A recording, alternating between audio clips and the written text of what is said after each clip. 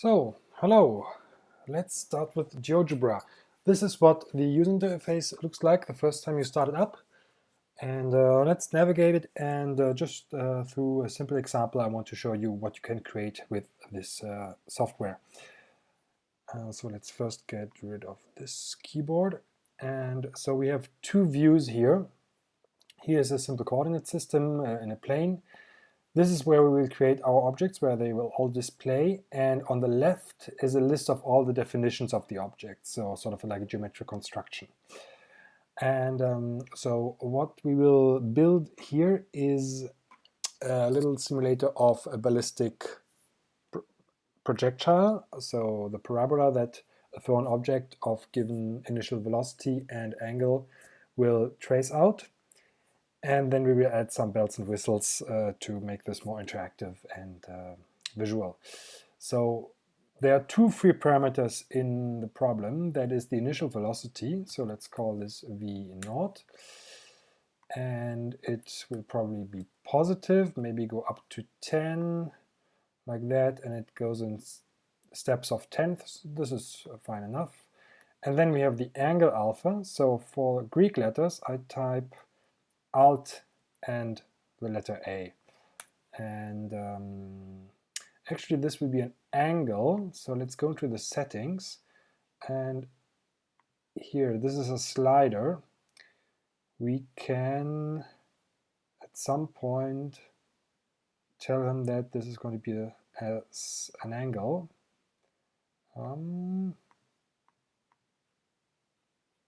Not in here, okay. Then let's remove it, and let's a slider to this. And now it will ask us, oh, do you mean an angle? And the angle would probably be something between minus 90 and 90 degrees.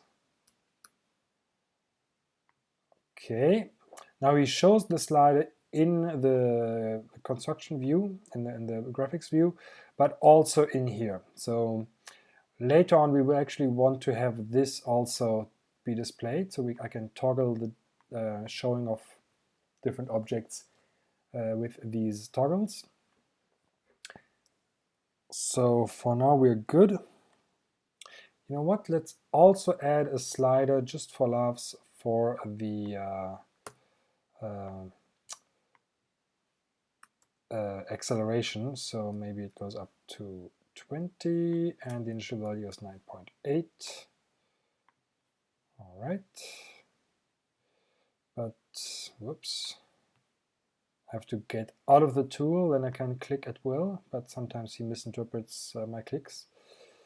But probably at the end we will take the slider out, but we can maybe experiment with different accelerations. All right, now let's actually trace out this curve. And for the curve, I just write an ordered pair, and I just use the formulas. So it's v0 times the cosine of alpha times t, and probably it's a good idea to do multiplications in here so that he interprets it correctly. And it's v0 times the sine of alpha times t minus g over 2t squared. All right. So as we change the initial velocity, our parabola changes, and as I change the angle. So now, next thing, maybe we do not want to show the whole parabola, but only the part for positive t.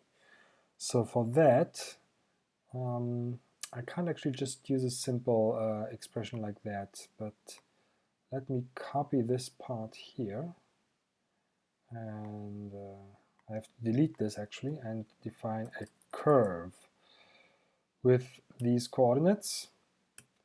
And t is the free parameter, and it goes from 0 to, say, 10. And why isn't it? Okay, he somehow swallowed the comma for some reason. All right, wait, TV is not a free, no, that's a leftover. Oop, no, delete, delete. All right. Now it would be also nice to display the angle and the initial velocity as a vector and an angle in here. So for the vector, I define a vector which is v naught times the sine of, is it the sine? No, it's the cosine. And v naught times the sine of alpha. And now he has interpreted this as a point, but I actually want this to be a vector. And no, that's not what I want. No, no, no. Like that. Maybe he needs the ordered pair of things. No. Okay, let's retype this. A vector of v naught times cosine of alpha, v naught times the sine of alpha. No, he doesn't like that either. Why not? Because maybe you want some spaces in here. No. Do you want it like that? Yes. Okay, now it works. Don't ask. So, and it's also quite, well, this is a bit long. Maybe let's include a scale factor in here. So now you should recognize that S is a free parameter and offer to create a slider for it, or not. Let's try that again. No. No. What if we put S in here? No. Well, it should actually work, but for some reason it doesn't. So let's define S first. It goes from 0 to, say, 1, and now I want it to be included here. Okay, and now I can adjust the length of the vector that represents the velocity, so maybe this is a nice way. Okay, now for the angle, for the geometric representation of the angle, I can't use the alpha itself, because alpha is already reserved for the numerical quantity. So maybe let's call this geometric angle beta, and it's an angle, and I define it via 3 points by the usual school definition. So I need a point on the x-axis. Let's just take 1, 0. I need the origin, and I need the endpoint of the vector v. So, well, we need to convert v into a point, but I can't just give it v because he will complain, but I can give him the x-coordinate of v and the y-coordinate of v as an ordered pair, and you should interpret this as a point. No. Why not? It's the x-coordinate of v, angle of, no, like that. Yeah. All right, it's a bit small. Actually, what you can do, if you give a large x-coordinate for the first point, okay, not here, but sometimes the size of the angle, the size he draws it in, depends on the points that you've chosen. So you have to tweak it a little bit. Not choose points that are too close to each other. All right, now this is a bit misleading, this label. So let's go to the settings of this quantity. And we give it a custom caption. And it should just be alpha. So we give it the tag code alpha. All right, there it is, a bit hidden. We can make it a bit thicker by using bold symbol. All right, and let's do the same for v.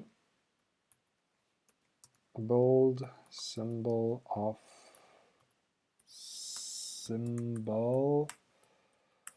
of well, vec v naught. There you go. And he has already changed this, what to show on the label. There are different variants. Now,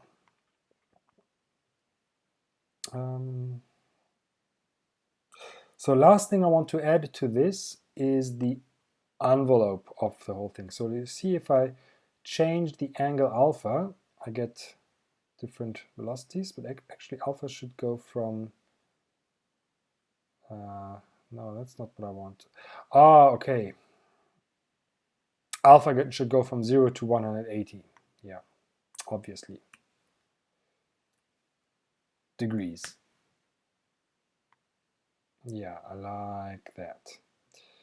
Now, we can add a trace to this thing.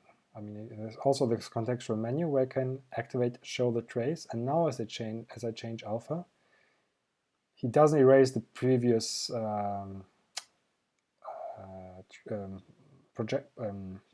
trajectories, and you see that they trace out another curve, and that is also of the shape of a parabola. So now I can erase the trace by just dragging.